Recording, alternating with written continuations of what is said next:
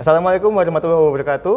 Halo kawan pajak dimanapun Anda berada. Saya Surya, berjumpa lagi di podcast KPP Madya Sidoarjo. Kepo, kenali pajak lewat obrolan.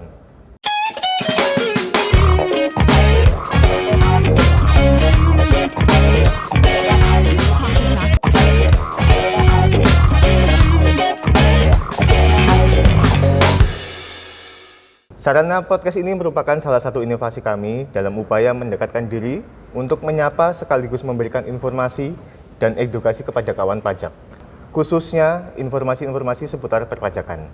Kali ini bersama saya ditemani sama tim penyuluh dari KPP Madya Sidoarjo, Mas Genda. Apa kabar Mas Gen? Alhamdulillah sehat. Senang sekali kita dapat ketemu lagi di Kepo. Kayaknya udah lama ini kita nggak podcast ya ini. Iya, udah terakhir berapa bulan lalu? Ya mungkin sekitar 3 bulan lalu ya. Iya, 3 atau 4 bulan lalu. Iya.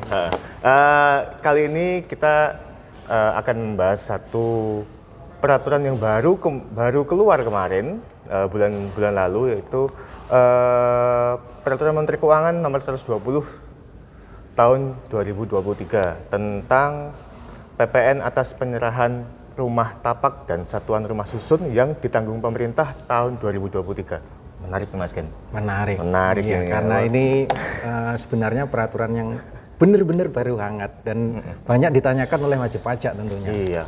Nah, tentang peraturan ini Mas Ken, latar belakangnya apa sih ada ini muncul peraturan ini?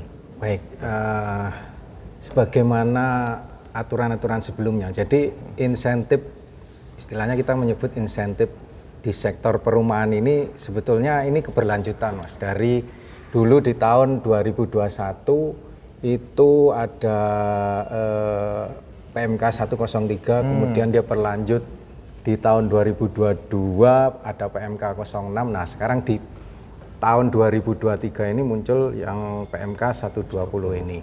Nah latar belakangnya apa sih sebetulnya? Masih sama ya, intinya adalah pertumbuhan ekonomi. Kita tahu bahwa sektor properti ini kan mempunyai multiplier effect kalau kita bilang. Sehingga dengan adanya peningkatan transaksi di sektor perumahan, kita harapkan nanti sektor lainnya juga mengikuti sehingga pertumbuhan ekonomi menjadi lebih bagus. Jadi intinya insentif yang berpihak kepada masyarakat di sektor perumahan. Jadi untuk meningkatkan daya beli masyarakat juga ya? Betul. Iya. Jadi gini ya, berarti PMK ini bentuk insentif yang diberikan kepada masyarakat untuk meningkatkan pertumbuhan ekonomi, gitu kan? Untuk kriteria-kriterianya apa yang agar masyarakat ini dapat memanfaatkan PMK ini? Baik, PPN DTP perumahan ini kita cerita dulu dasarnya bahwa PPN ini itu atas penyerahan yang pertama rumah tapak, kemudian satuan rumah susun, termasuk di dalamnya nanti ada ruko dan rukan. Ya. Nah, yang dimaksud penyerahan ini adalah saat ditandatanganinya akte jual beli atau ditandatanganinya perjanjian pengikatan jual beli lunas di situ. Yang jelas itu pasti di hadapan notaris ya. Kemudian kalau ada penyerahan pasti nanti ada pembuktiannya berupa BAST di situ, ya, berita acara serah terima. Nah, seperti aturan-aturan sebelumnya bahwa BAST itu nanti kan harus didaftarkan di aplikasi Sikumbang. Saya kira kawan pajak udah yang bergerak di sektor properti udah nggak asing lagi bahwa itu adalah aplikasi di Kementerian PUPR. Nah, BAST-nya ini itu harus disampaikan sejak 1 November 2023 sampai nanti 31 Desember 2024. Nah, insentifnya sendiri itu diberikan untuk PPN masa November 2023 dan masa Desember 2023. Kemudian kriteria rumah tapak dan rumah susunnya itu seperti apa? Yang jelas ada batasan-batasannya. Yang pertama harga jualnya maksimal 5M ya. Maksimal 5 miliar. Kalau lebih dari itu maka ya nggak dapat insentif. Kemudian unitnya harus baru dan siap huni. tidak boleh dipindahkan atau diserahkan, itu tidak boleh dijual lah dalam jangka waktu 1 tahun, kemudian 1 unit itu untuk 1 orang. Oh berarti nggak boleh ya beli rumah bekas itu nggak Boleh, dapat ya. ini ya? Ini harus siap huni, siap. dan yang paling penting itu nanti penyerahannya itu maksimal nanti di 31 Desember 2024. Penyerahannya, oke. Gitu. Nah tarifnya berapa ini Mas? Tarif Ini yang menarik pernikahan. karena di insentif ini itu ada 2 tarif. Itu kita lihat dari penyerahannya, dari BAST-nya. BAST yang mulai 1 November sampai dengan 30 Juni 2024 nanti itu mendapat tarif 100%. Ya. 100%. Kemudian yang BASE dilakukan atau penyerahannya mulai 1 Juli 2024 sampai 31 Desember itu mendapatkan insentif sebesar 50%. 50%. Nah, khusus untuk yang nyicil itu syaratnya cicilan pertama itu paling cepat di 1 September 2023. Artinya bahwa kalau misal ada cicilan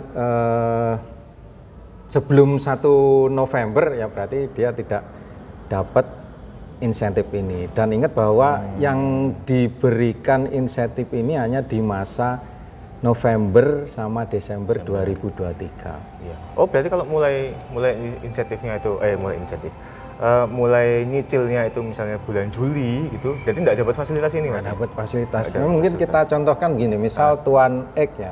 Tuan Ek ini beli rumah dari PT ABC lah ya. Nah, ini harganya misal 1 miliar. Kemudian cicilan ini disicil 4 kali lah ya. 4 kali kalau dibagi 1 miliar bagi 4 kan 250 jutaan. Misal nyicil pertama di bulan September, kemudian kedua nanti Oktober 250, kemudian November 250, Desember 250, maka nanti Tuan A kemudian penyerahannya dulu deh. Penyerahannya tadi kan yang membedakan tarifnya di BAST-nya. Kalau BAST-nya sampai dengan November sampai dengan Juni 2024 maka dapat 100%. Kalau yang BAST-nya Juli sampai Desember 2024 maka dapatnya cuma 50%. Kita contohkan tadi Tuan X misal cicilannya dia mulai September ya 250, kemudian nanti penyerahan di Juni. Berarti kan dia dapat fasilitas 100% tapi hanya untuk yang cicilan di masa November dan Desembernya aja. Oh gitu ya. Ya. Nah, dari sisi pembeli berarti dapat PPN DTP-nya ditanggung pemerintahnya 100% di November dan Desember. Nah, kalau kewajiban dari sisi penjualnya gimana itu? Nah, kalau dari sisi tadi kan sebetulnya kan yang dapat insentif ini dari pembelinya. Ya. Nah, terus kewajibannya penjual apa? Ya, kewajibannya masih sama dengan kewajiban umum kalau kita bilang pengusaha kena pajak ya tentunya yang pertama dia harus membuat faktur pajak. Nah, kalau kita kembali ke contoh tadi, misal dia dapat insentif 100% ya, berarti nanti kewajiban penjual itu dia harus membuat 2 faktur pajak dengan kode 07. Nah, membuat dengan DPP masing-masing 50% dari cicilan. Berarti kalau tadi 250, jadi bikin faktur pertama 07 sebesar 50% dikali 125 juta karena 250 dibagi 2 kan. Ya. Kemudian bikin lagi 50% dikali 125. Tujuannya apa sih sebetulnya dibuatkan 2? Nanti tujuannya itu kenapa enggak 100% langsung satu faktur. Nah, itu ada ininya ceritanya karena nanti misal ada transaksi batal atau penggantian faktur yang misalnya sebelumnya harusnya mendapat 100%, kemudian diganti ke 50%, nanti kalau kita hanya membuat 1 faktur maka nanti tidak bisa bikin faktur karena ada batasan waktu upload faktur sehingga dibikin 2 faktur senilai 50% itu. 07 semua Mas ya? 07 semua. Oke. Ya mungkin sudah jelas kali ya. Iya, intinya gitu aja sih sebetulnya. Masih sama dengan aturan yang sebelumnya, cuman yang membedakan di sini mungkin tarifnya tadi. Ya, kalau kita simpulkan yang pertama bahwa tarif 100% didapat kalau penyerahannya itu antara bulan November sampai dengan Juni. Kemudian nanti yang mendapat bagian insentifnya itu hanya masa November dan Desember. Ya. Kemudian kalau yang penyerahannya Juli 2024 sampai Desember 2024 maka dengan tarif 50%. Itu intinya. Ya, Gitu, jadi kawan pajak ini salah satu program yang menguntungkan sekali. Iya, Nah, iya. segera dimanfaatkan. Ya karena Sayang kalau tidak kayaknya dimanfaatkan ini. sudah banyak yang tahu memang karena banyak yang telepon ke kita gimana cara memanfaatkannya dan nunggu kapan sih aturannya terbit. Nah, akhirnya ini Nah, terbit. ini sekarang saatnya. peraturannya sudah terbit dan bisa dimanfaatkan. Iya, Nih, betul. sampai Desember 2023 Mas ya? Iya. Oke. Nah. Baik Mas Genda, terima kasih sudah penjelasannya sangat detail dan menarik. Ya semoga memberi pencerahan ya. Semoga memberi pencerahan untuk para kawan pajak. Baik, kalau gitu kita undur diri dulu. Sampai ketemu di podcast Kepo yang selanjutnya. Saya Surya Isnawan dan Saya Genda. Mas Genda pamit undur diri. Wassalamualaikum warahmatullahi wabarakatuh.